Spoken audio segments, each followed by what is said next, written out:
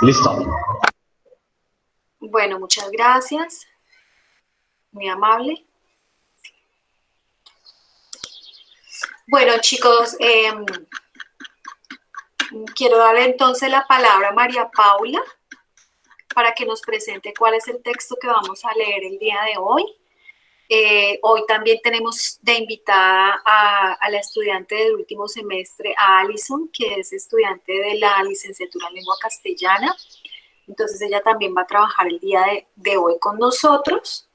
Y pues espero que se hayan degustado el texto, que lo hayan leído, que tengan muchas reflexiones para contarnos el día de hoy.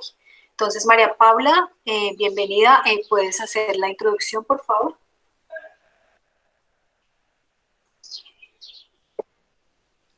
Buenos días, profe. Me gustaría dar por ahí unos 3 minutos para ver si se unen más compañeros, que es que apenas les enviamos el link, entonces de pronto por eso nos han unido todos. Ok, bueno, está bien, María Paula. Dale, entonces, 3 minuticos.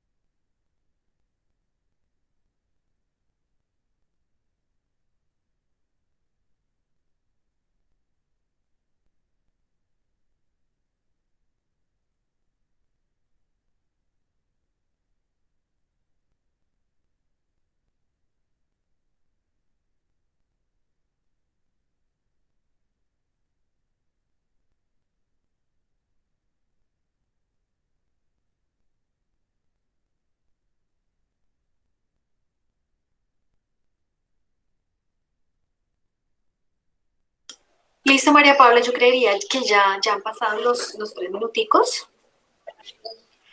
Vale, profe.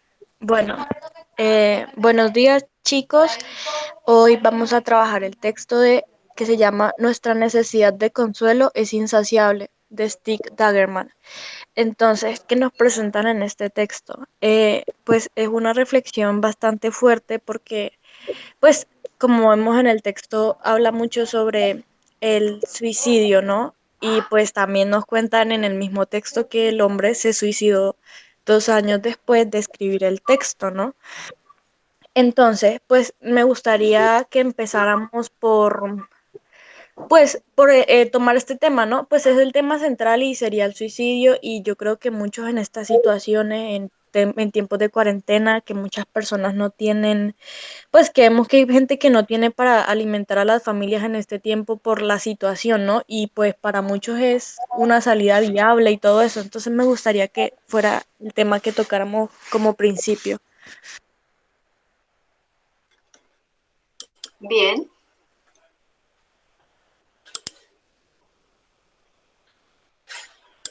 Bueno, entonces,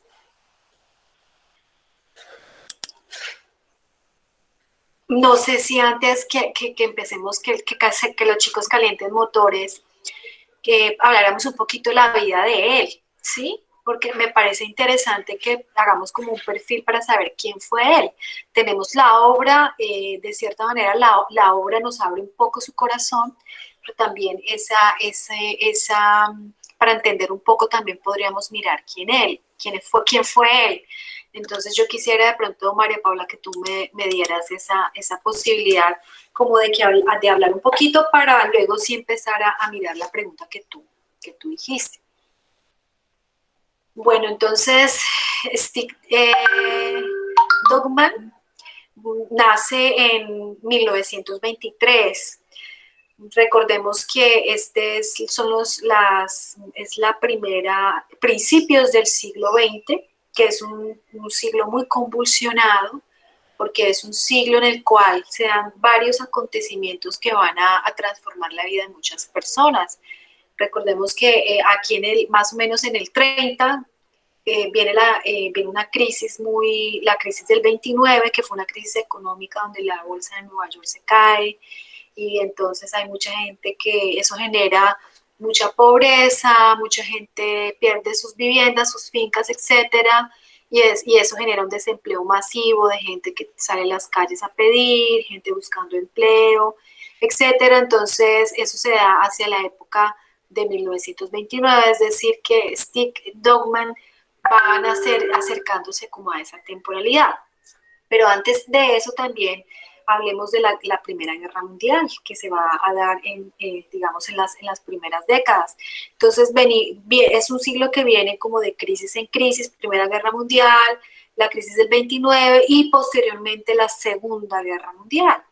Entonces, digamos lo que él nace en un contexto bastante complicado y es un contexto que de cierta manera va a influir en la forma como él va a ver el mundo, y eso nosotros lo vamos a ver reflejado un poco, no, de pronto en esta obra es una obra donde él desnuda más su corazón, pero en otras obras anteriores que él va a escribir, porque esta prácticamente va a ser como su última obra, él va a reflexionar un poco frente a la manera como la guerra, digamos, va a destruir como a la sociedad y al hombre mismo. Entonces él va a tener un inconformismo muy grande frente a la Segunda Guerra Mundial, porque él de pronto, pues la primera no la vive, de pronto vive los rezagos que esa Primera Guerra Mundial deja, pero él sí tiene que vivir en carne propia lo que es la Segunda Guerra Mundial, él tiene que ver cómo son perseguidos los judíos y tiene que ver todos esos horrores que va a traer la Segunda Guerra Mundial. Entonces eso la va a afectar mucho a él, aparte de que él ya tenía otras afectaciones que traía como individuo. Entonces sus escritos le van a servir como para decantar toda esa inconformidad que va a tener con el mundo y también con su vida, ¿sí? Él fue un escritor, fue un periodista, bueno, van a ser en 1923, pero también va a morir en 1954, es decir, va a morir muy joven. Es una persona que muere prácticamente en el momento en que había producido lo mejor de su vida. Incluso hay algunos que lo comparan con escritores muy famosos como Kafka, o sea, es decir, llegar a ese nivel es porque él logra tener un reconocimiento bastante importante y sobre todo porque lo hace a una temprana edad. Él ya a los 20 años era editor de una revista, entonces a los 18, perdón. Entonces imagínense, desde una edad muy joven, él ya mostraba su talento y era una persona muy productiva. No cualquiera va a ser editor de una revista y él a muy temprana edad lo fue. Entonces esto ya demuestra lo que él iba a ser como escritor. También dicen que él fue también un narrador, un dramaturgo, un poeta, ¿sí? Uno de los máximos autores suecos que se va digamos, a destacar después de la Segunda Guerra Mundial. Si miramos cómo fue su familia, pues allí también encontramos que, digamos, es una historia un poco muy triste para él, ¿no es cierto? Él creció bajo al cuidado de sus hijos, de sus abuelos. Él no creció prácticamente con su mamá y mucho menos con su papá. Él era hijo de personas de clases sociales bajas. Su papá era un empleado de una cantera y su mamá era una operadora de una telefónica. Él, parece ser que desde muy, según cuentan algunos relatos, desde muy joven, desde que nació prácticamente su madre lo rechazó, así que él prácticamente queda al cuidado de los abuelos y son los abuelos quienes lo cuidan. Los abuelos vivían en una granja, en una ciudad muy pequeña, en un pueblo muy pequeño, donde él hizo sus primeros estudios que nosotros podríamos equipararlos a lo que sería la primaria aquí en nuestro país. También cursó pues el bachillerato, pero entonces su bachillerato lo va a cursar ya trasladándose a una ciudad mucho más grande que va a ser la ciudad de Estocolmo, ¿sí? Ciudad que queda ubicada precisamente en el lugar en Suecia, donde él nace.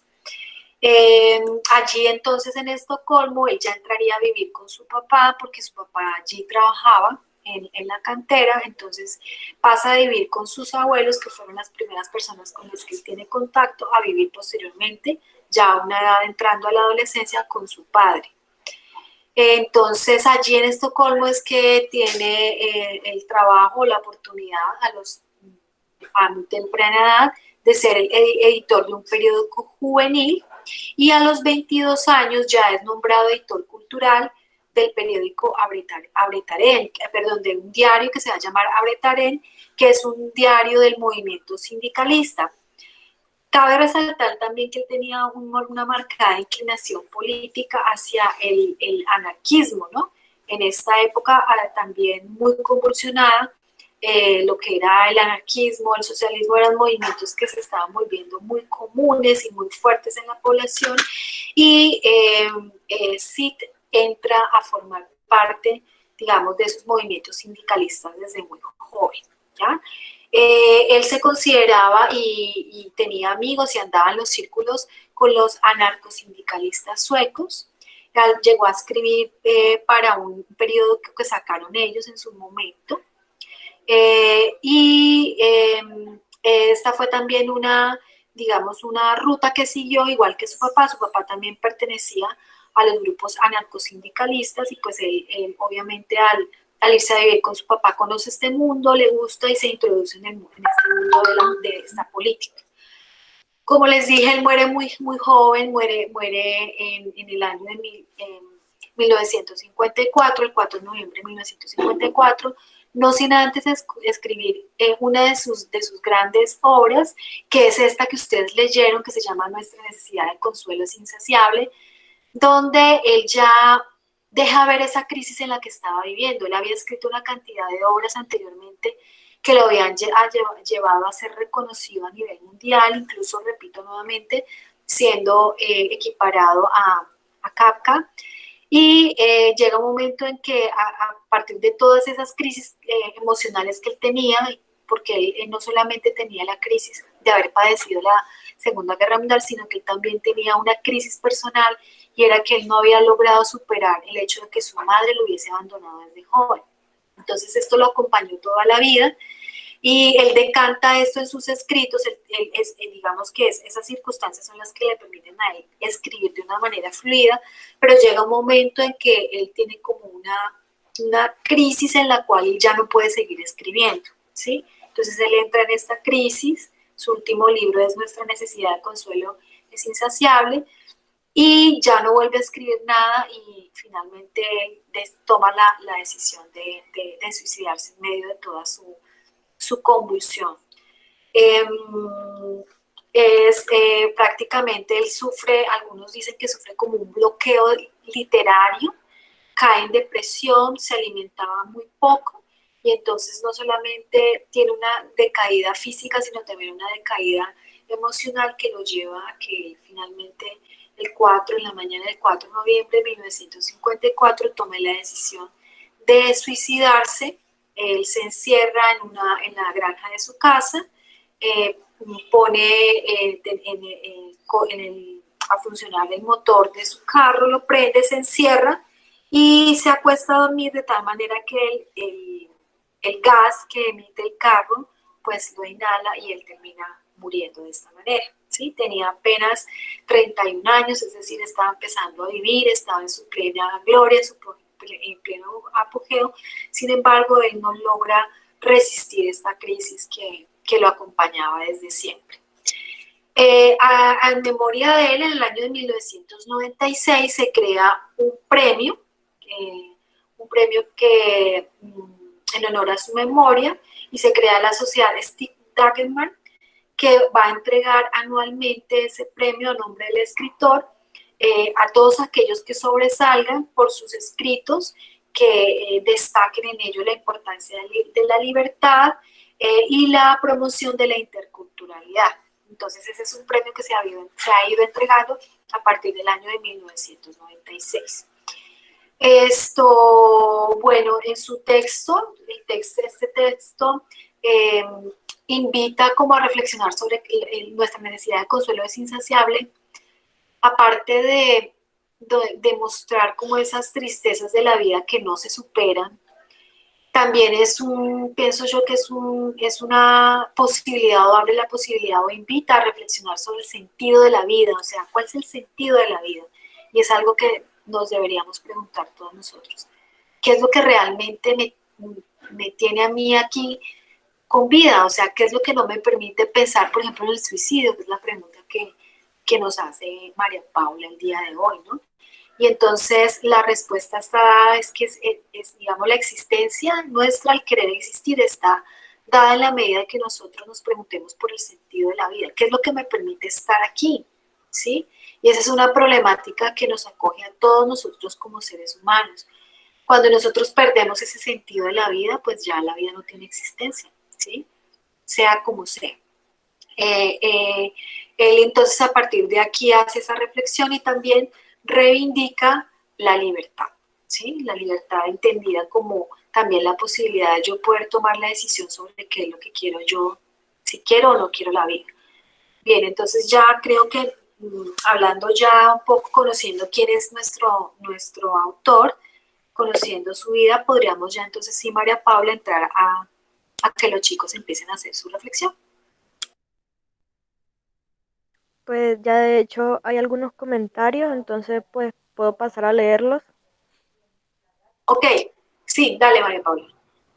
Angie Daniela dice, el autor utilizó su propia vida para conocerse y dar a conocer cómo ha sido su trascendencia durante los grandes trabajos literarios. El sujeto está en desacuerdo con las políticas capitalistas y comunistas. Se suicidó, lo vio como una liberación porque él llegó a un punto de contar su vida, su pensamiento, que al final no sabía qué más mostrar. Contó su abandono de los padres, entre otras causas y daños en su vida. Haider nos dice, el suicidio es una construcción social. Él comentaba que se sentía prisionero. Angie nos dice que prisionero de sus sentimientos. Su forma para liberarse era contar todo lo que era su vida, pero lo contaba en la forma literaria, metafórica, o bueno, desde mi perspectiva lo vi así. Luis Carlos Ardila dice, igualmente, Stig Dagerman en este ensayo hace mucho énfasis en la libertad del ser humano y asimismo en la autonomía de éste, pero aclara que en la sociedad en la que vivimos es imposible ser libres en todo el sentido de la palabra, el que nosotros somos libres, entre comillas, ya que debemos seguir unas normas y reglas que es lo que nos hace normales ante los ojos de la sociedad. No tenemos independencia de opinión ni criterio propio. Muy bien, muy pertinentes esas reflexiones. ¿Qué más? No, no han escrito más. A mí me gustaría decir que también, digamos que fue una persona muy consecuente, ¿no? Siento que como persona que hubiera leído este libro que él hizo en el momento en que lo sacó, creo que sería algo que yo me esperaría, ¿sí? Que él hiciese eso porque es que realmente se ve que se siente agotado, se siente que él ya no encuentra otra salida porque nos da las razones por las que él no se siente bien, por las que él no quiere más eso. Entonces siento que fue muy consecuente. Ok. Creo, John Sebastián. ¿Qué, profe? no, dale, sí, te iba a decir que John Sebastián había escrito. John Sebastián dice, era prisionero, pero Stick en el texto decía que ya se sentía vacío, pues lo único que le daba un verdadero valor era el escribir. Ya no sentía esa chispa, lo único que encontró fue suicidarse para aliviarse. Ok, sí, bien. No sé, Alison, si quiera decirnos algo.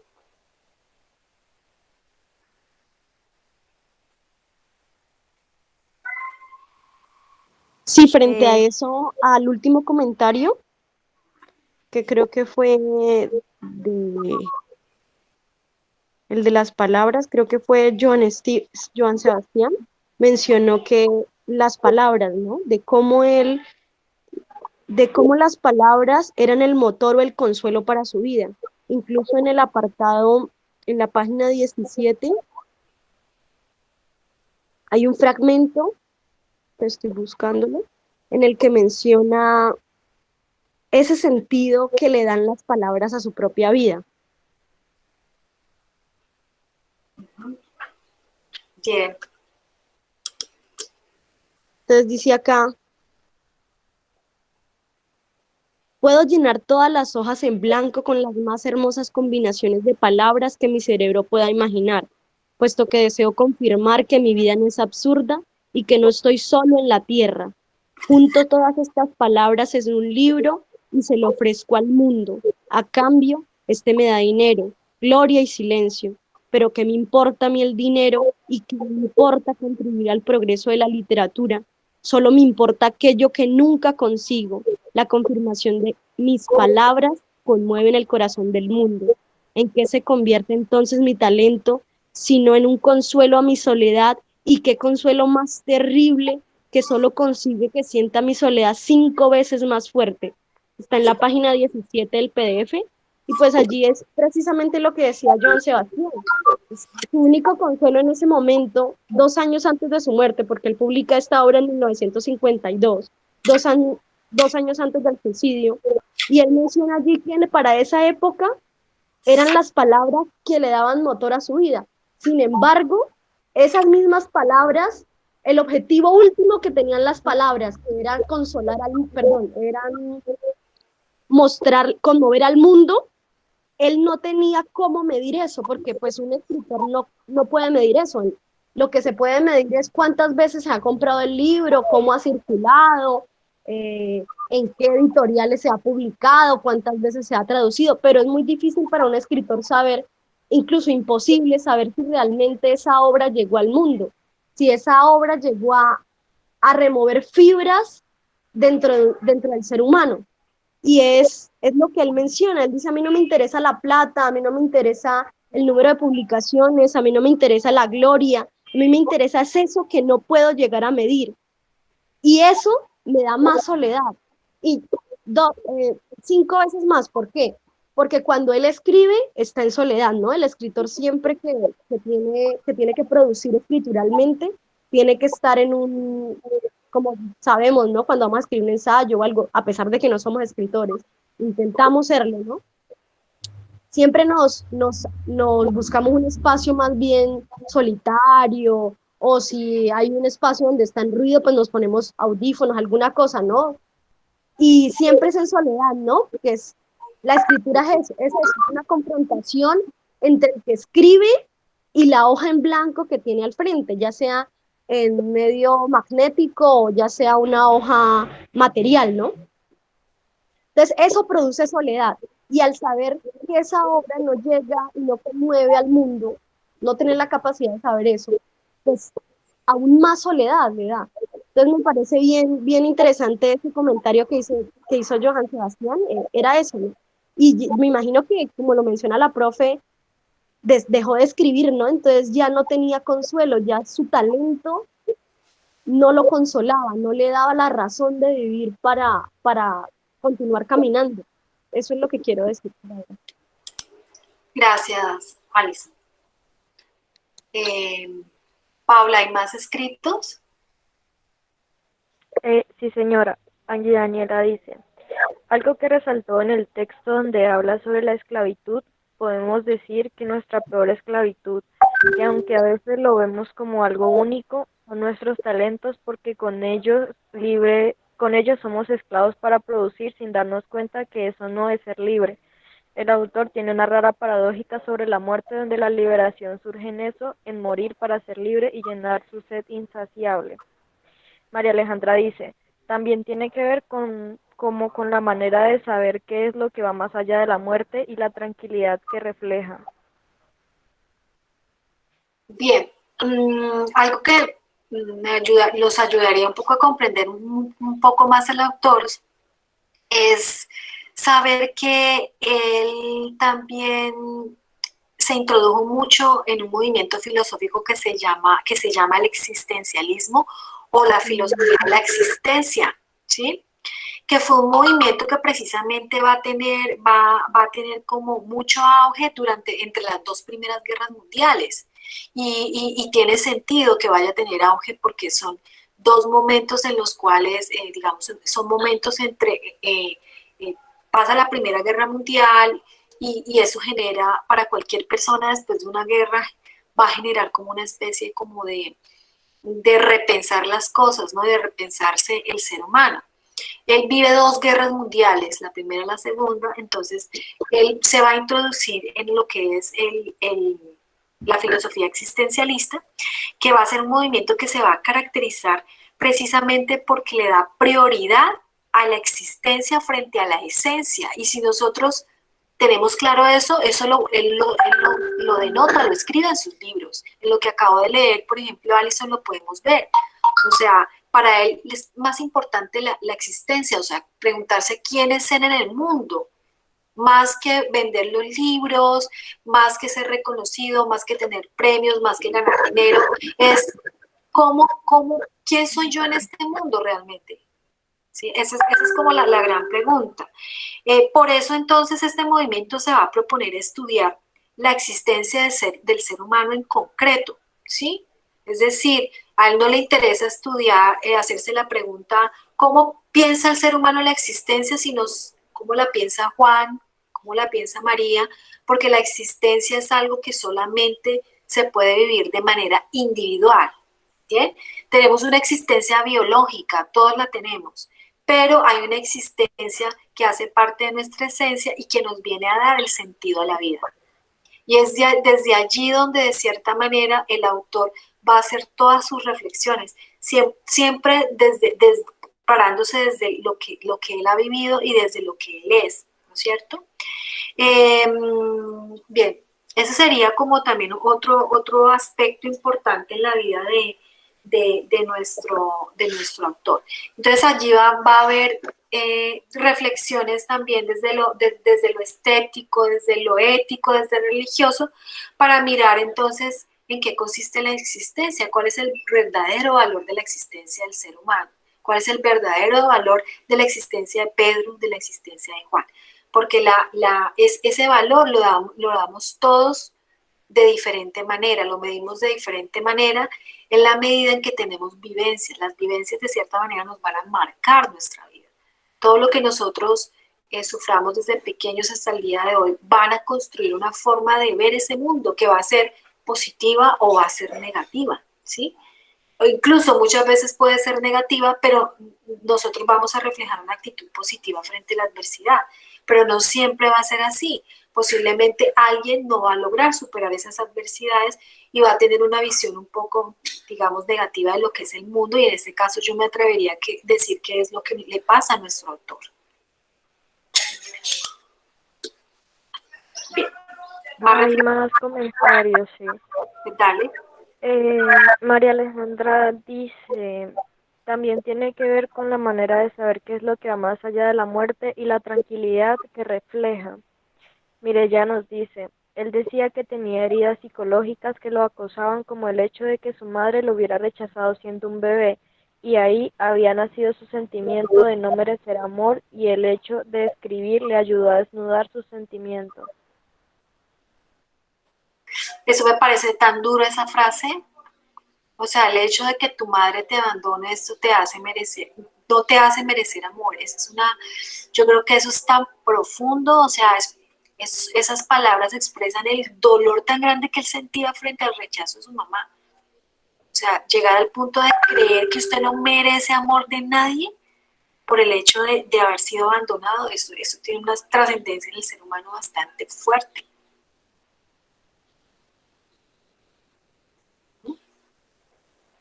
¿Quién más, María Paula? No han escrito más reflexiones, profe. Bien, no sé si alguien quiere hablar. A mí me gustaría también mencionar algo con eso, y es que la escritura también se vuelve una terapia, ¿no? Entonces, en el momento en el que usted escribe y suelta eso que tiene, se libera un poco. Entonces, por eso él también busca incansablemente la libertad por medio de la escritura o por medio de las palabras, ¿no? Y él enfáticamente habla de la libertad, ¿no? De la libertad comúnmente y cómo esa libertad que busca tanto incansablemente también se convierte en la esclavitud, porque incluso él hace una paradoja allí. Dice algo así como mi talento, el temor de no soltar mi talento por miedo a perderlo, parafraseando, al igual que la libertad que tengo y la esclavitud que acarrea eso. Entonces dice, si yo, por un lado, soy libre, necesariamente eso acarrea una esclavitud. Si yo tengo mi talento, por ese mismo lado también no lo dejo explorar, no dejo que salga por miedo a perderlo. Entonces me parece unas cosas bien interesantes allí.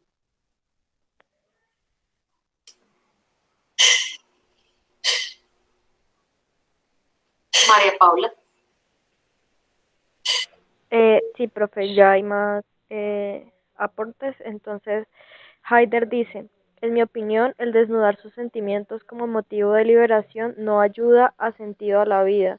Se refugió en sus pensamientos literarios, pero contar sus vivencias no fue su salvación. Mireya Pajoy dice, se cree que el amor de madre o de la familia es incondicional, pero si la familia lo rechaza, llega esa pregunta, si la familia lo rechaza, ¿quién lo podría aceptar? Es un dolor demasiado grande. María Camila nos dice, el ser humano es incapaz de aceptar la realidad y necesita ficción para vivir el mundo. De hecho, en un apartado con los comentarios que han escrito, en un apartado del documento dice, y si yo muero, ¿quién la existencia o la eternidad se dará cuenta de mi ausencia? Algo así, parafraseando. Entonces también vemos esa falta de amor que lo traduce en, si yo muero, a nadie le importará. Sí, y a pesar de que él se casó 2 veces, ¿no? Porque él tiene un primer matrimonio con una alemana, se casa con una alemana, después con el tiempo se divorcia de ella y luego él se vuelve a casar una segunda vez. Sí, de hecho también nos menciona que él encuentra el amor como una de los, o sea, un motivo para vivir. Exacto, pero nunca estuvo satisfecho, ¿no? Siempre esperaba más, yo pienso que él siempre estuvo esperando que la vida le diera más y que le diera más, y estuvo en búsqueda de muchas cosas que nunca encontró. Hola, profe. Hola. Pues es que de hace rato quería preguntar también eso porque, pues, dadas las circunstancias que desde niño, pues, sintió la ausencia de su madre, pues es claro que eso le creó un trauma y que vivió con él eso toda la vida y que eso es lo que, pues, de alguna manera lo llevó al suicidio también, ¿no? Entonces, o sea, como que al no poder desarrollar esa etapa, pues por lo que yo veo, pensé que tal vez hubiese podido encontrar en algún momento de la vida el sentido del amor y que eso le diera como un segundo aire a su vida, como que tal vez hubiese sido diferente si, o sea, no sé si, no sé cómo hacerme entender. Lo que tú quieres decir es que él nunca superó esa etapa. Sí, no, nunca la superó, pero mi duda es que tal vez, o sea, por no haberla superado, no vio lo valioso del momento de tener tal vez pues su pareja y como que quiso querer muchísimo más y no lo llenaba. Entonces, pues tal vez desertó también de esa posibilidad de encontrar tranquilidad en su pareja o bueno, tener paz por lo menos. Ok, Si él siempre estuvo en una búsqueda infinita, insaciable, ¿sí? No lo llenaba nada y entra en un momento de crisis. Es que en los 2 últimos años entra en un momento de crisis y por eso es que escribe este libro, porque él ya vio que no podía más, o sea, que la presión que él tenía, que el éxito, todo eso, nada lo satisfacía. ¿Sí? Entonces él toma esa triste decisión de abandonar el mundo ante esa insatisfacción. Para él las cosas materiales no eran tan importantes. No sé, porque no sé, los demás escritos no he tenido la posibilidad de abordarlos, pero no sé, cabría preguntarse qué entendía él por amor, ¿no? Cómo él entendía ese amor, porque la noción de amor es tan individual. No sé si de pronto el amor que él siempre quiso y esperó de pronto sería el amor de su madre, ¿sí? Más que el de una pareja o el de un hijo, sería como el reencontrarse con su madre. Valdría la pena como explorar cuál sería esa noción, ¿no? Allí lo que nos deja ver en este texto más es el dolor, ese dolor que siempre ha cargado como si fuera un bulto en sus espaldas y que nunca quiso soltarlo, y allí lo tienes, de pronto de cierta manera sintió un alivio en el momento de hablar de él, es como una descarga, pero siempre lo llevó ahí, siempre estuvo con él acompañándolo. Haider Andrés nos dice, el sentido del amor, él lo ve como un consuelo que no lo llenaba del todo. Angie Daniela dice, él así viviera el amor, no quitó la idea del abandono. Nos dice, el amor que algún día le faltó, nunca lo encontró en nada ni nadie. Como alguien que nunca sintió amor sabría qué se sentiría. Laura Dayana Vargas Molina dice, el amor que obtuvo de su madre le realizó tal trauma que ni escribiendo, como él lo mencionaba, se lograba liberar de aquella presión tan grande que llevaba consigo. El amor que quiso siempre fue aquel que no tuvo de su madre, por ende se dio cuenta que no era posible por alguien más, una esposa, etc. Okay. Sí. Y efectivamente, él va a nombrar o titular su libro, es como la necesidad insaciable de consuelo que tiene el ser humano, ¿no? Por eso puso eso allí, insaciable. No tiene un límite, nunca se va a acabar. Bien. Cabría hacernos la pregunta aquí, todos nosotros, o sea, la vida de ninguno es perfecta, ¿no? Nadie puede decir yo soy completamente feliz o tengo el amor de los dos padres míos o bueno, qué sé yo, cada uno tiene como una vida. ¿Hasta qué punto creen ustedes que esas condiciones en las cuales cada uno de nosotros hemos crecido nos han marcado? ¿Cómo evalúan ustedes ese proceso?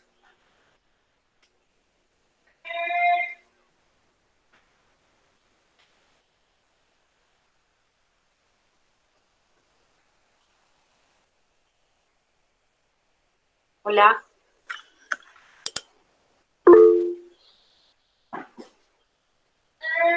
Ah, creo que a mí también. No sé si me alcanzaron a escuchar la pregunta que les hice. Ah, ok. Sí, listo, ya la repito. Sí, porque vi que de pronto no me escucharon. Bueno, que la vida de ninguno de nosotros es perfecta. Nadie puede salir y decir yo soy 100% feliz. Yo nunca he tenido problemas en mi vida. Yo nunca he pasado por situaciones estresantes, o yo nunca he peleado, o yo nunca he tenido a alguien que me odie. Todos yo creo que hemos pasado por situaciones de ese tipo. ¿Hasta qué punto esas situaciones familiares, personales, de pareja, etcétera, han influido en la manera como cada uno de nosotros ve el mundo? Yo siento que las relaciones familiares, que son las que tenemos de manera, las primeras que tenemos, obviamente afectan mucho en cómo vemos nosotros las cosas porque influyen. O sea, si mi relación, las cosas en mi casa están mal, de esa forma yo veo el mundo. O sea, es lo único que conozco, ¿sí? De hecho, causa cosas psicológicas en las personas en las que estas personas se vuelven agresivas, y cosas así, entonces es bastante complejo. Mire, ya nos dice, profe, yo creo que todos tenemos algo que nos hace querer seguir viviendo, todos tenemos un amor que nos lleva o nos motiva a seguir, sea su madre o su padre, quien es el motor de la vida o en ocasiones los hijos o pareja. Sí, muy bien. Laura Dayana dice, eso depende de cada sujeto, de cada persona. Hay muchas que superan los problemas con mayor facilidad, como hay otras que no y que hacen que quizá nos apague un poco. Sí, ¿y qué será eso que hace que unas lo hagan más mejor que otras? Porque uno puede ver, por ejemplo, personas que tienen una vida muy adversa, pero ellos se hacen el propósito de salir adelante y lo logran y ya dejan ese pasado atrás y lo superan. Pero hay otras personas que pueden tener, pues, digamos, unas circunstancias similares como nuestro autor, pero nunca superan eso. ¿Qué será lo que pasa? O sea, allí ¿cuál es la diferencia? ¿Será que la diferencia está en que no hemos hecho la reflexión sobre cuál es el sentido real de nuestra vida? ¿Qué es lo que nos hace diferentes?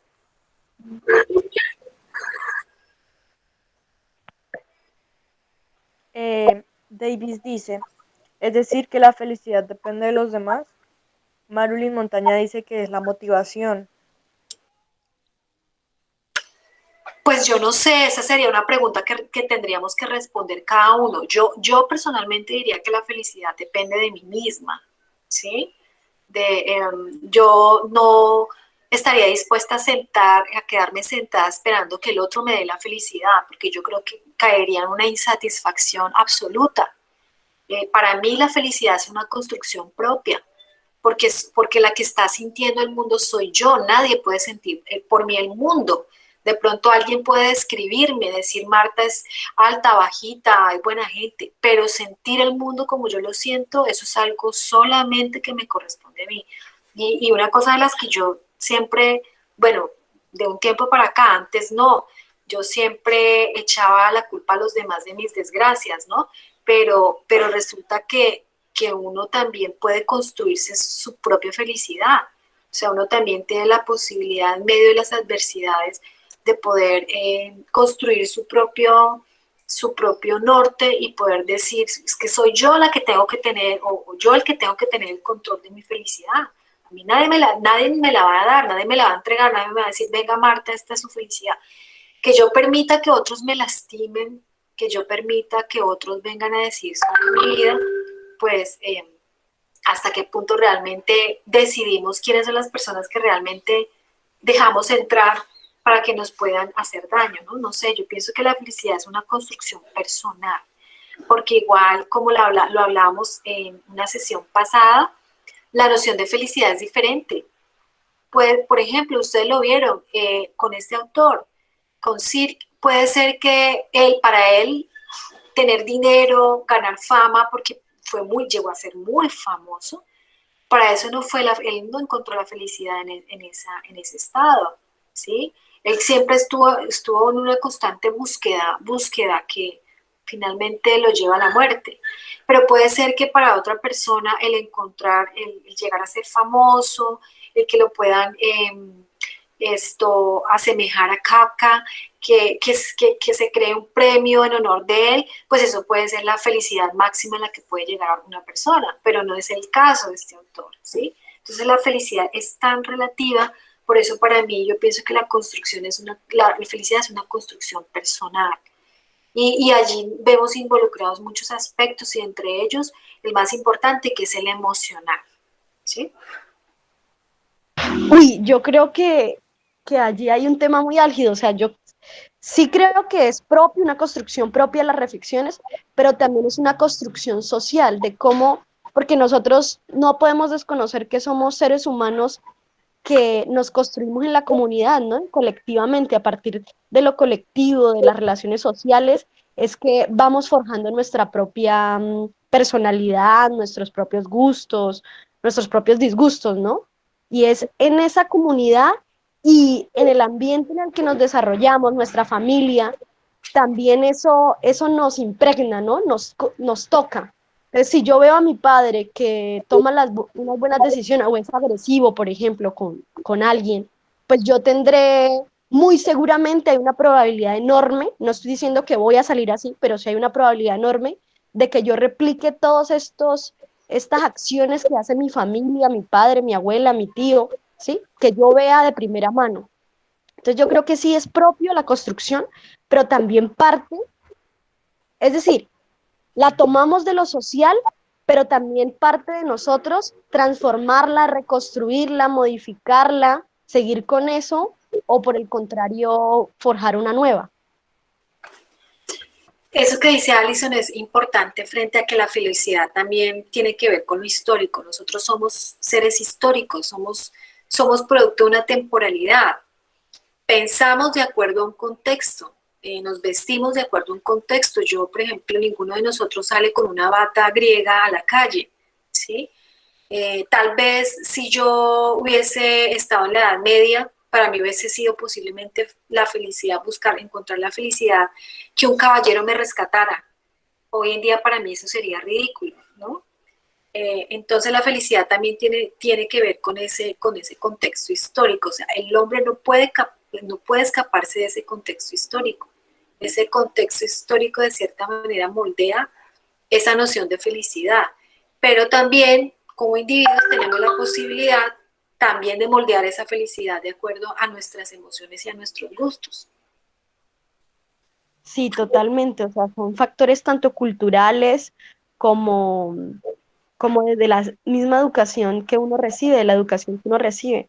Por eso yo creo personalmente que es súper importante que en los colegios se hable de una cultura más allá de un control, de un sentir de las emociones. O sea, cómo yo siento mis emociones, qué me hace falta, cuáles son los vacíos que tengo.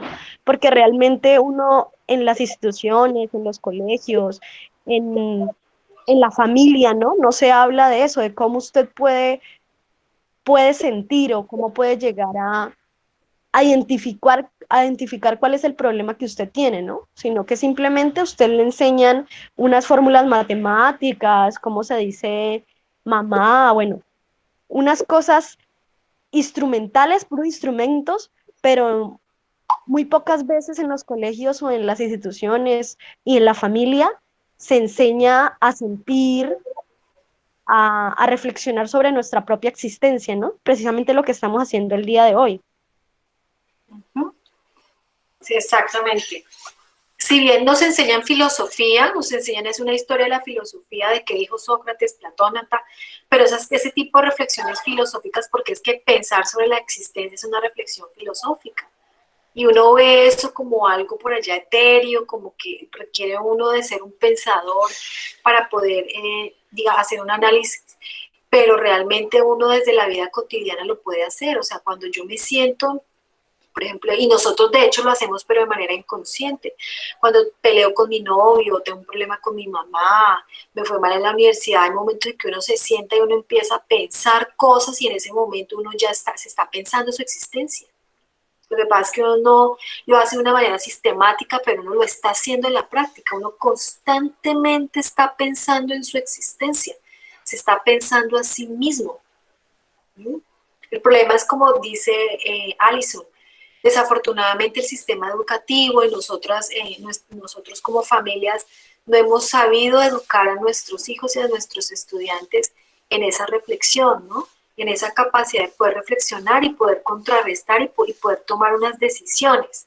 Ese ha sido, digamos, como un fracaso. La escuela se ha dedicado a que los estudiantes se aprendan una cantidad de contenidos, pero cuando salimos a la vida común, no sabemos cómo relacionarnos con el tipo que nos trata mal o con la chica que no quiere hacer las cosas, sino que siempre quiere que uno le haga el trabajo. Entonces allí es donde empieza realmente a padecer como la existencia, ¿no? A hacernos como esa serie de preguntas de qué es lo que está pasando. Yo siento como lo que dice la compañera Alison, y es verdad que a nosotros nos hace falta, además nosotros que vamos a ser docentes, y es poder observar todo y darnos cuenta de lo que está pasando. Digamos que si yo soy un profesor y estoy en un aula, muchas veces hay estudiantes que llegan decaídos, cosas así, y yo pretendo que ese estudiante me trabaje igual que los demás cuando sé que esa persona no está bien, ¿sí? y nunca tomamos eso en cuenta y siento que si eso se tomara en cuenta quizás se podrían evitar muchas cosas, ¿sí? Porque es que no solamente se planea que sean solamente máquinas que llegan y copien, trabajen, resuelvan y nunca se toma en cuenta de el contexto que tiene esta persona en la casa, puede que sea un chico que maltratan y eso, entonces siento que eso se pasa muy por alto. Sí, creo que hay Voy a comentarios. leer, sí. Angie Daniela, voy a leer desde arriba porque pues hay unos que no leí, dice Angie Daniela, creo que se pone en juego la atención de las demás personas, pero ¿es necesario eso?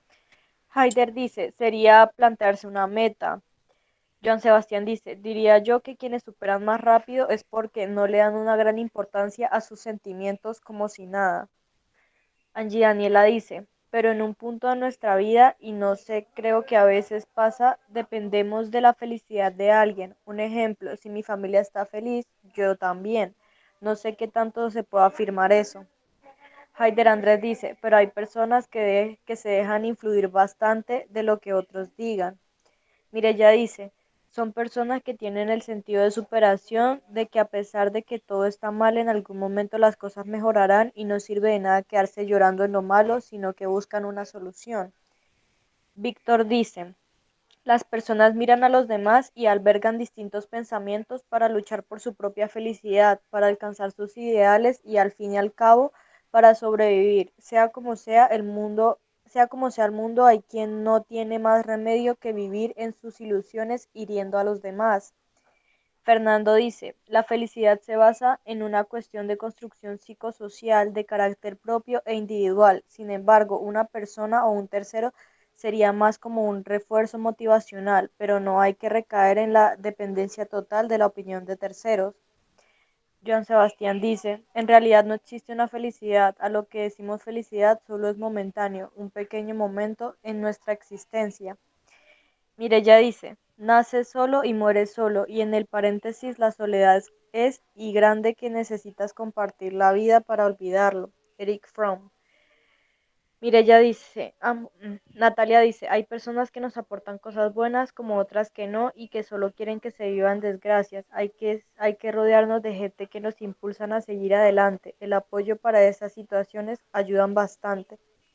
Víctor dice, en este mundo existen momentos irrepetibles, las personas los guardan en su memoria, sufren por ellos y el dolor les impide sentirse satisfechos, pero ¿cuál es el más angustioso? ¿El desconsuelo que encierra el recuerdo de lo que ya vivió o el desconsuelo que traerá lo que aún no se puede recordar?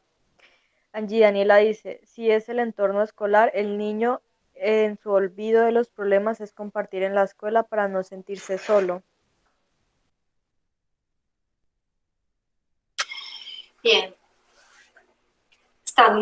hoy los felicito, están muy reflexivos. Qué bien.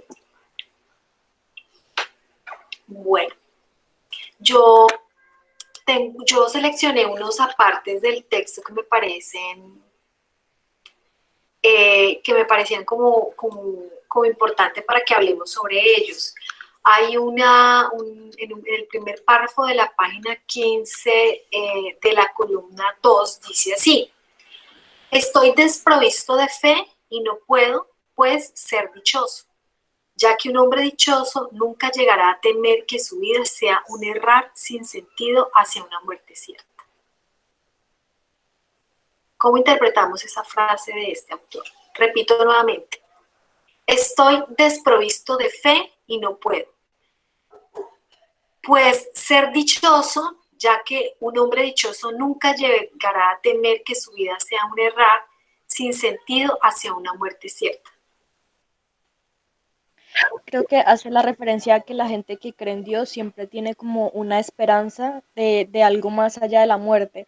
Entonces, cuando quitamos esa parte de la fe, simplemente queda o sea, quedamos sin respuestas y sin nada de saber qué pasa en realidad, o sea, para qué vivo y si simplemente voy a morir y no sé qué va a pasar. Creo que se refiere a eso. Yo también diría lo mismo, porque es que lo que él sigue dice lo siguiente, perdónenme, yo leo, dice: No me ha sido dado en herencia ni un Dios, ni un punto firme en la tierra desde el cual poder llamar la atención de Dios. Ni he heredado tampoco el furor disimulado del escéptico, ni las astucias del racionalista, ni el ardiente candor del ateo. Es decir, ni era un ateo asiduo que pudiese refugiarse y decir Dios no existe, la racionalidad lo puede todo, pero tampoco fue un suficiente creyente que pudiese decir Dios me va a ayudar. Es decir, no sé si ustedes se han dado cuenta, pero él siempre oscila, él nunca está ni allá ni acá, ¿sí? O sea, a él le falta esto, pero le falta aquello, él siempre está como en un limbo. No sé si ustedes se han dado cuenta en la medida que ustedes han leído, incluso alguien también al principio decía que él, ni con el capitalismo ni con el socialismo, o sea, él siempre está en un punto medio, pero es un punto medio etéreo que no se sabe para dónde va, ¿sí? Entonces, no es ni lo suficientemente católico como para que esa fe le pueda ayudar a dar un sentido a su existencia, ¿sí? Pero tampoco lo suficientemente racional como que para que a partir de allí él pueda darle explicaciones a su vida. Y eso nada más denota la crisis en la que él estaba viviendo. Cuando uno mira el existencialismo, hace un análisis del existencialismo, el existencialismo dice que el sentido de la vida del hombre la puede buscar en dos lugares. Uno primero es en lo racional, que sería el caso de los ateos. Y otra es en lo eterno. Y cuando habla de lo eterno se refiere precisamente a una figura como Dios, que es la que nos puede dar el sentido de la existencia, ¿sí? Entonces el existencialismo habla de estas dos maneras como el hombre puede construir el sentido de su existencia. En este caso vemos que para él ninguna de las dos es suficiente.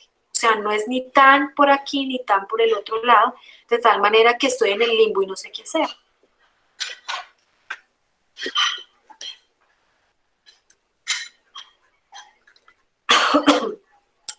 No sé si haya más reflexiones. No, profe, no han dicho nada más. Creo que entramos al tema complejo que ya es el de Dios, entonces ahí deben haber opiniones muy diferentes por cada quien. Claro, sí.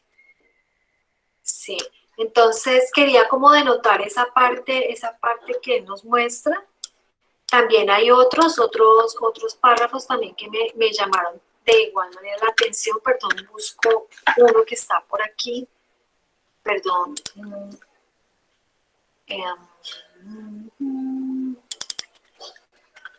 Igual, si a alguno de ustedes les llamó la atención algún párrafo, lo podemos leer, lo podemos analizar. Donde empieza en la página 9, preciso donde empieza el prólogo, donde dice lo siguiente, dice así: todo lo importante que me ocurre y que da a mi vida un maravilloso contenido, el encuentro con una persona amada, una caricia, la ayuda en la necesidad, el espectáculo de un claro de luna, un paseo a vela por el mar, la alegría que se siente por un hijo, el estremecimiento ante la belleza, todo esto ocurre completamente fuera del tiempo. Voy a volverlo a repetir para que ustedes lo analicen. Dice: todo lo importante que me ocurre y que da a mi vida un maravilloso contenido. El encuentro con una persona amada, una caricia, la ayuda en la necesidad, el espectáculo de un claro de luna, un paseo a la vela por el mar, la alegría que se siente por un hijo, el estremecimiento ante la belleza. Todo esto ocurre completamente fuera del tiempo.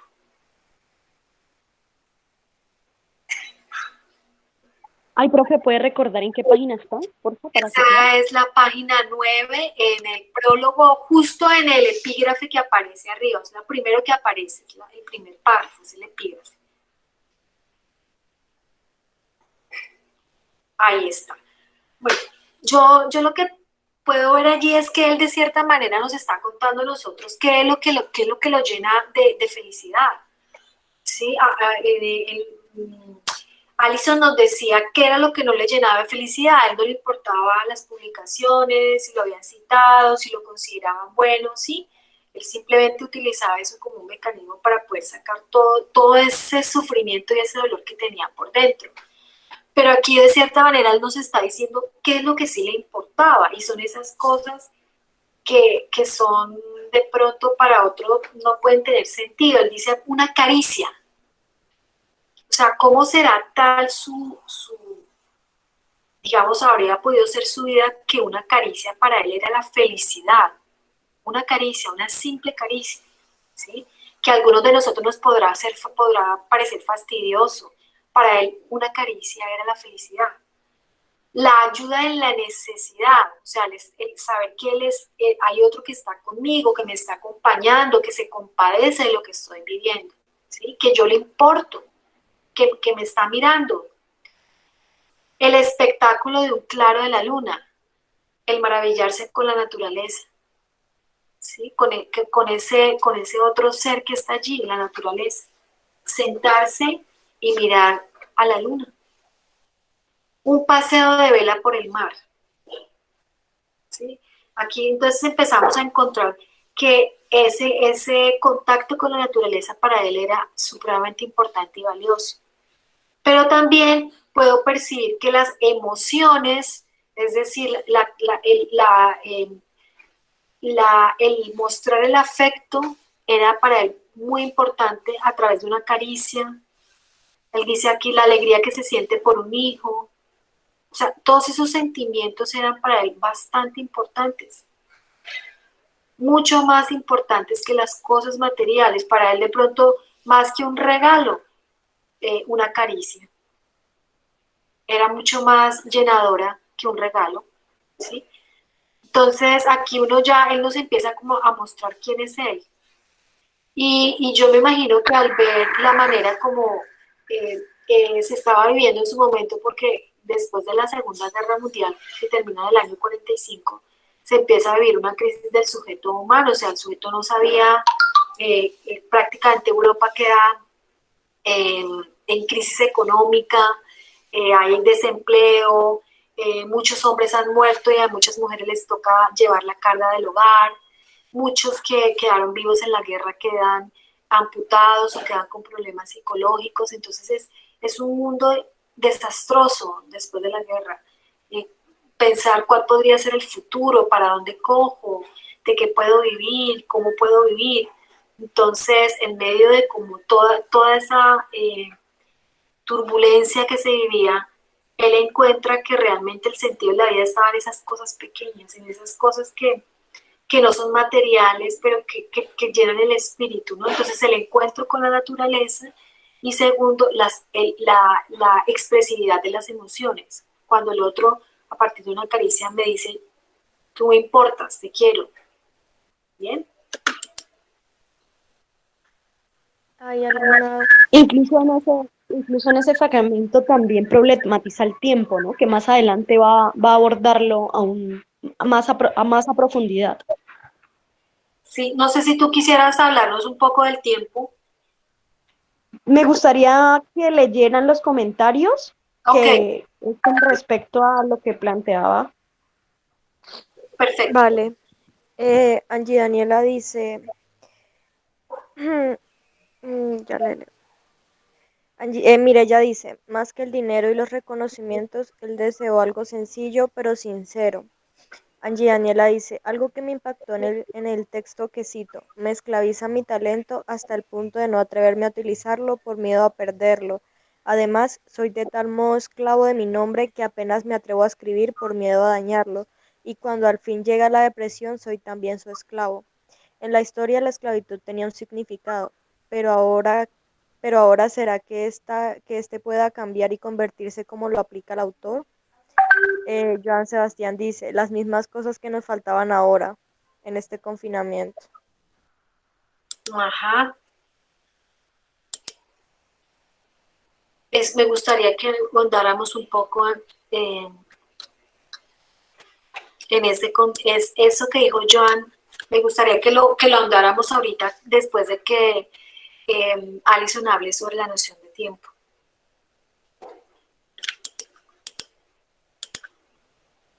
Alison, tienes la palabra.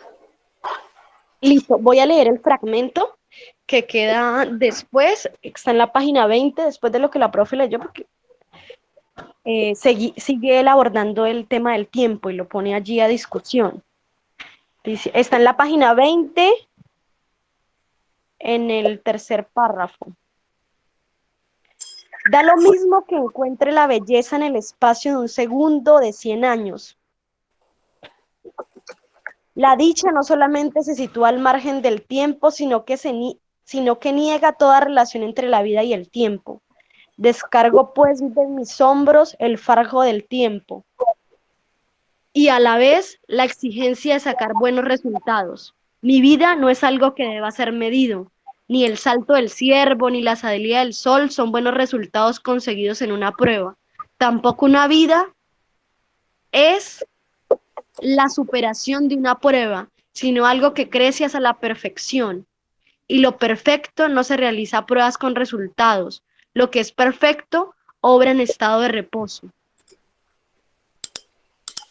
Hasta allí, digamos que menciona, y más adelante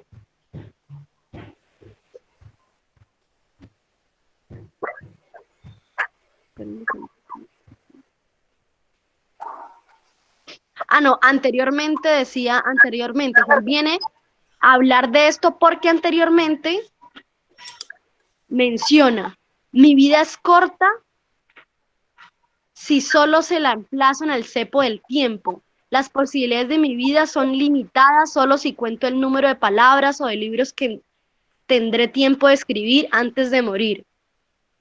Pero ¿quién me pide contar? El tiempo es una falsa unidad de medida para medir la vida. El tiempo, en el fondo, es una unidad de medida sin valor, ya que solo alcanza las obras avanzadas de mi vida.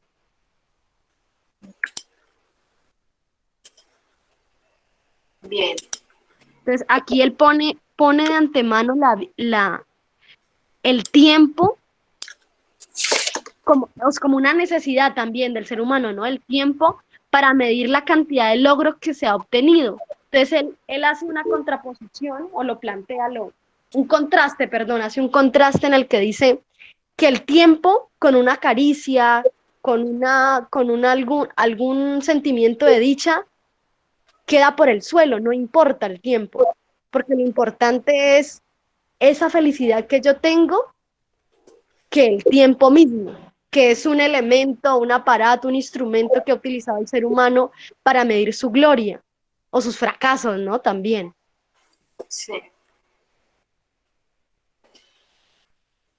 No sé de pronto qué más quieran agregar. Davis dice, profe, veíamos con usted que el tiempo es una construcción social que se ha interpretado de diferentes formas o maneras. Exactamente. Sí, es que yo lo que siento es que él se acoja a eso. O sea, él vive en una sociedad tan rígida que le exige al ser humano unos logros en un determinado tiempo, y eso nosotros lo sufrimos hoy en día. A ustedes, por ejemplo, les exigen que en determinado momento tengan ciertas capacidades para enfrentarse a un IFEX, a un ECAES. A nosotros nos están diciendo que todos los años tenemos que escribir, o si no, no tenemos existencia como investigadores. Siempre ha existido como un acoso frente a lo que es el tiempo. Tienes que vivir tales cosas porque te vas a volver viejo, o tienes que tener tantas cosas porque ya se te está pasando el tiempo. Y entonces, en últimas, él dice, es que el amor no tiene tiempo, una caricia no tiene tiempo, el sentarte tú a mirar la naturaleza no tiene tiempo. Eso es algo que tú lo puedes hacer en cualquier momento, pero la idea de hacerlo es hacerlo para que tú puedas degustar eso que estás viviendo, ¿sí? Entonces, él rompe cuando habla de eso, él rompe por completo con la noción de tiempo. No hay tiempo para nada. Esa caricia puede ser tan significativa si se hace ahora o si se hace antes. El tiempo es una construcción social que puede ser vista desde muchas perspectivas, pero la manera como estaba siendo vista en la sociedad del entonces, para él era un poco molesto, porque era como un correr, como como que todo lo vamos a medir y vamos a ver a qué horas y llegaste a tiempo o te fuiste tarde, ¿sí? Entonces, sencillamente las cosas deben nacer y no hay un tiempo para que nazcan, no hay un tiempo para que te den una caricia, pero tampoco hay un tiempo para la duración de la caricia. Simplemente son emociones que no tienen tiempo, no deben estar medidas por un tiempo, es algo que nace, que se da y que se da en el justo momento en que se requiere, en que se necesita. Sí, y ahí es precisamente cuando él dice que el ser humano se ha inventado cosas tan superfluas que le han impedido vivir en sí mismo, que es lo único para lo que fue hecho el hombre, ¿no? Para vivir, sea haciendo lo que haga, sea como sea que le guste hacer, vivir, ¿no? Como quiera vivir, esas cosas, esas formas de vida que ha inventado el hombre han hecho que pierda su misma esencia de vivir.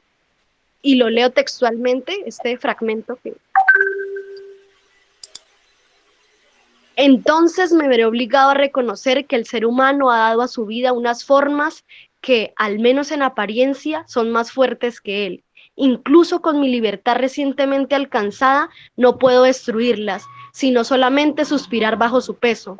Por el contrario, entre las exigencias que pesan sobre el hombre puedo distinguir las que son absurdas y las que son ineludibles. Para mí, un tipo de libertad se ha perdido para siempre o por un largo tiempo. La libertad que procede de la capacidad de dominar su propio elemento. El pez domina el suyo, el pájaro el suyo, el animal terrestre el suyo. Thoreau dominaba todavía el bosque de Walden. ¿Dónde se encuentra ahora el bosque en el que el ser humano pueda probar que es posible vivir en libertad fuera de las formas congeladas de la sociedad? Entonces allí es cuando él plantea, dice, bueno, se ha inventado un poco de cosas, entre esas el tiempo, ¿para qué? Para dejar de vivir. Incluso ha perdido la capacidad de desarrollar su propio elemento, ¿no? Entonces, si un hombre va y se va para un bosque, es muy difícil que sin una mechera, sin una linterna sobreviva, ¿no? Sin zapatos, incluso le puede picar un animal y no se va a dar cuenta ni va a saber cómo desde las plantas puede curarse, ¿no? Incluso vemos en Discovery Channel cuando presentan Rescate al Desnudo y esta vaina de los famosos por allá en los bosques, en los desiertos, y muchas veces no duran ni 3 días, ¿no?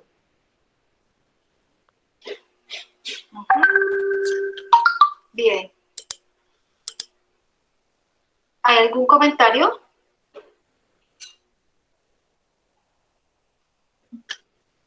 María Paula. Angie nos dice que una era medido y otra desde la experiencia. No hay más comentarios, profe.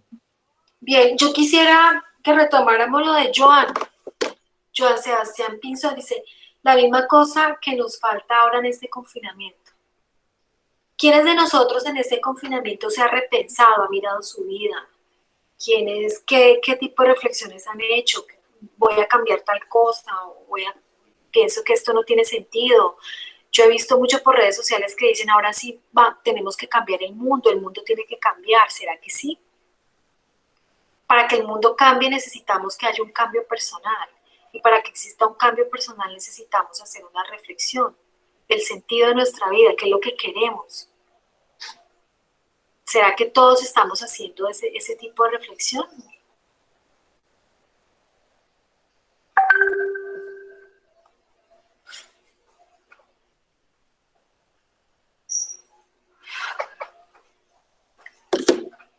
Ahí yo quisiera agregar, ya para culminar, digamos,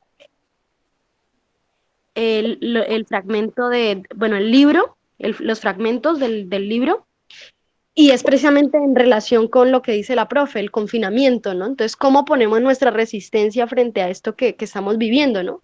Entonces, él menciona en el libro el poder, ¿no? El poder del ser humano que puede contrarrestar a todos los inconvenientes, a todos los huracanes, a todo lo que sucede, bueno, los huracanes no, pero a todo lo que sucede en el mundo, ¿no? A una pandemia, lo que estamos viviendo, al confinamiento, a las múltiples incertidumbres, problemáticas económicas, culturales, físicas que tenemos, ¿no?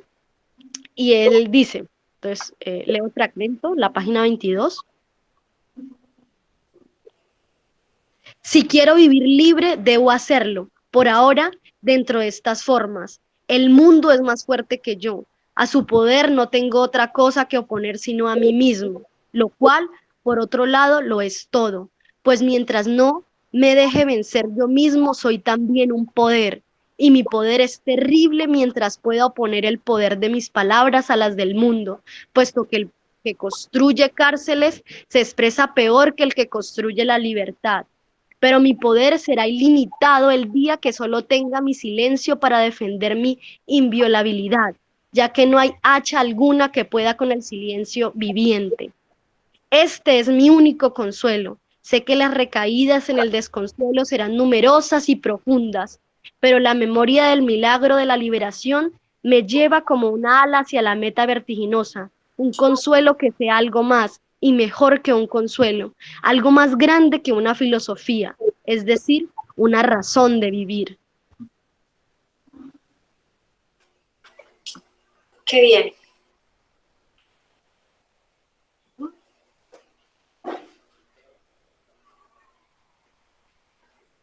Allí, escuchando, Nietzsche también habla del poder, ¿no? Que el poder es la capacidad de yo poder tomar mis decisiones y hacer cosas.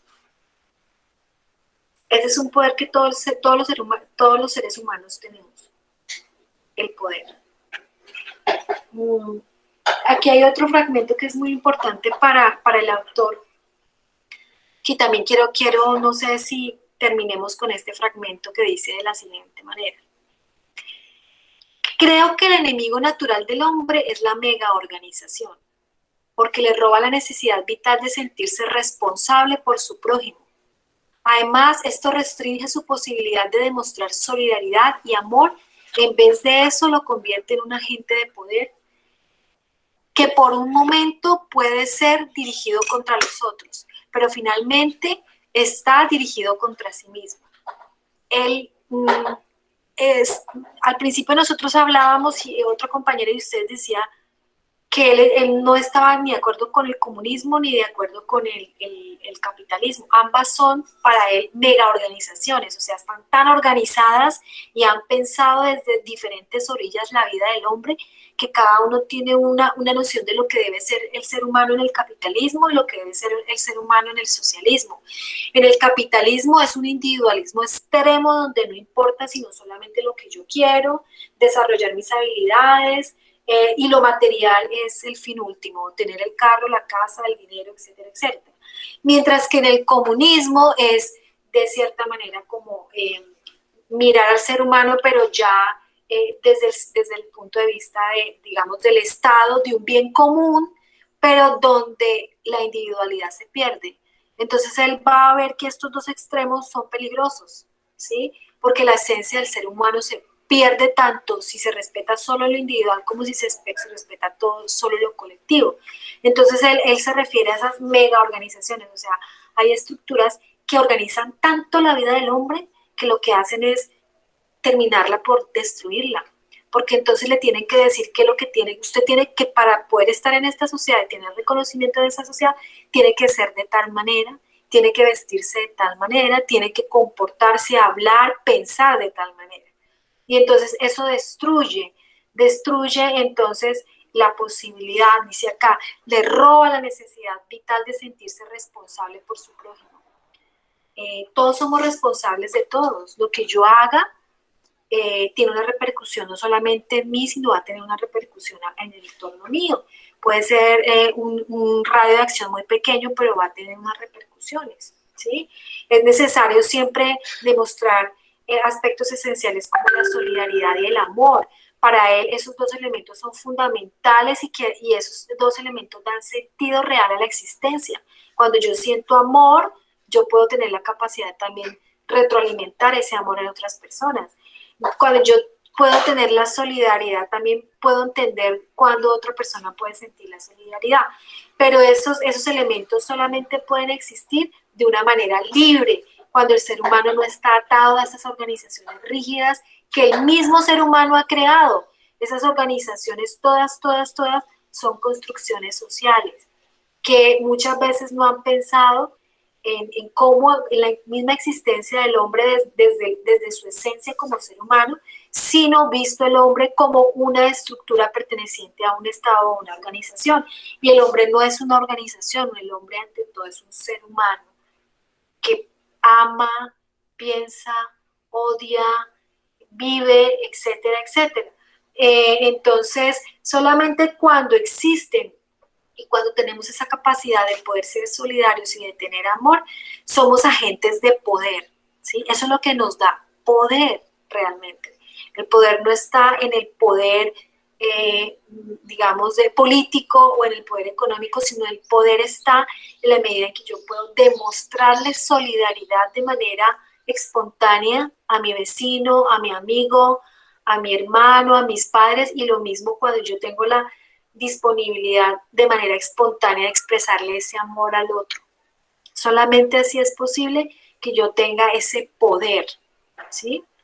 Entonces, esas palabras me parecen tan pertinentes y tan bellas cuando las expresa él desde esa perspectiva y nos hace entender un poco más el sentido de la vida de él. O sea, ahí está realmente cuál es el sentido de la vida de él, ¿sí? Está generado por esos elementos que tal vez en su momento y en la sociedad en la que estaba viviendo, donde cada uno estaba tratando de sobrevivir, eran elementos que poco importaban. Había muy poca solidaridad. Imaginémonos nosotros la Segunda Guerra Mundial, donde mataban judíos y no había quien pudiese parar en ese momento esa desgracia, donde no había niños en la calle y nadie les ayudaba. Es decir, una absoluta arrojamiento del ser humano a la desgracia, una desgracia que no se pudo parar en ese momento. Entonces, solamente cuando la sociedad y el individuo tengan la capacidad de poder entender la importancia que tiene tanto la solidaridad como el amor, allí realmente se podrían empezar a construir cosas diferentes.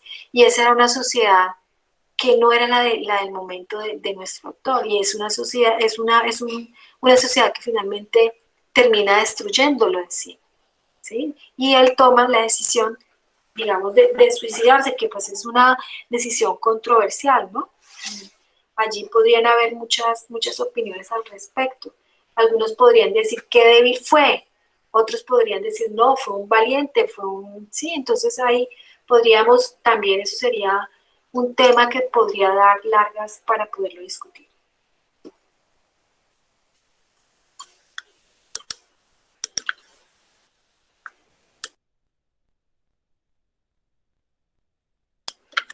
María Paula, no sé si alguien más tenga algo que decir, o si no, pues podríamos cerrar y podrías tú decir cuál sería el texto que trabajaríamos para la próxima sesión. A mí me parece que esa reflexión estuvo muy bonita, muy agradable, ¿no? Muy apropiada para el momento del confinamiento. Sí.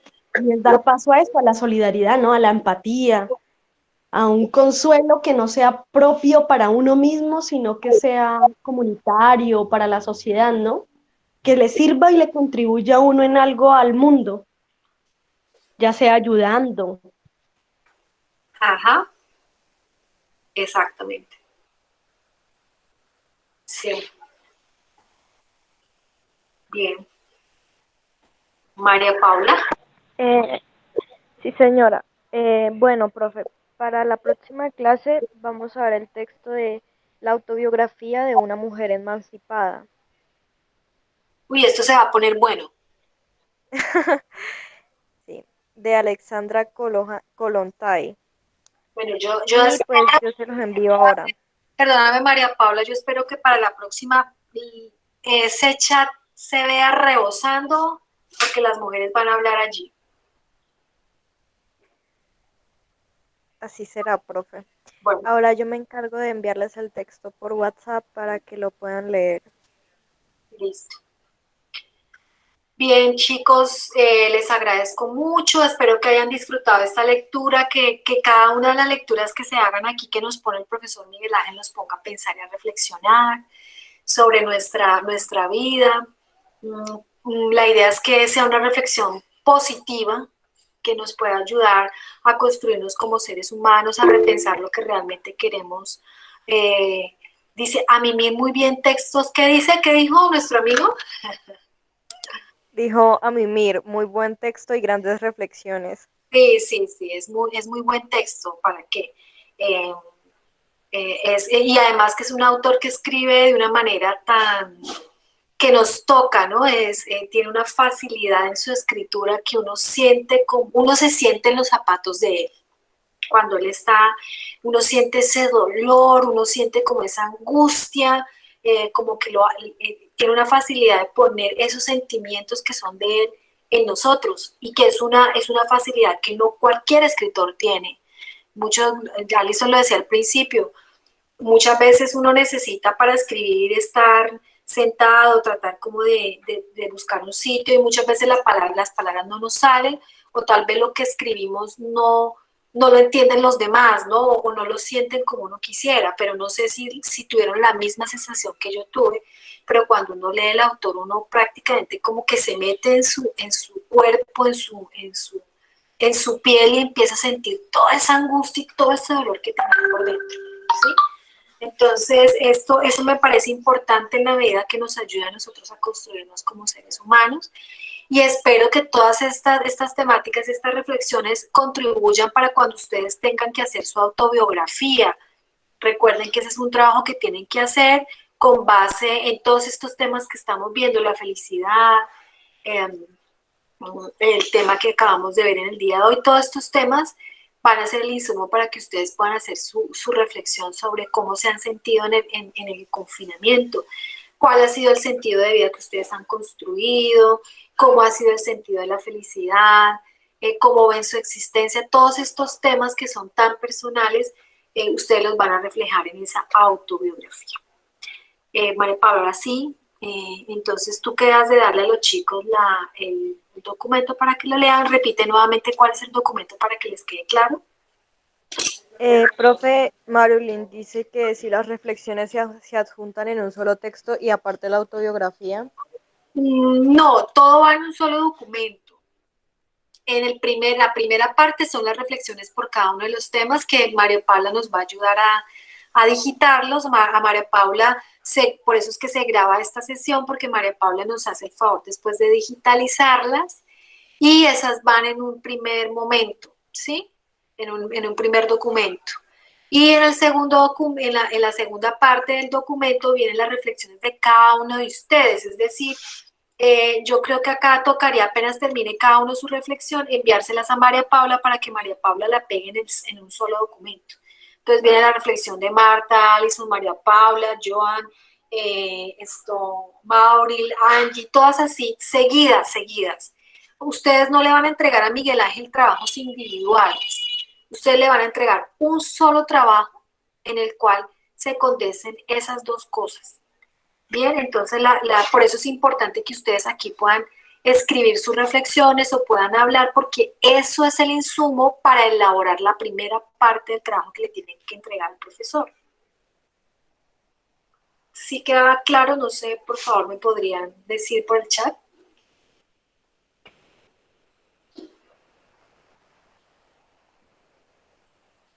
Listo. Están diciendo que sí.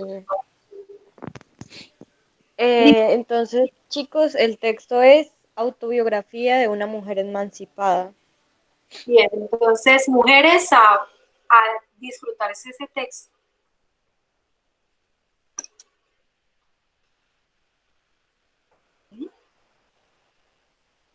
Bueno, no sé, Alison, ¿quieres decir algo para cerrar?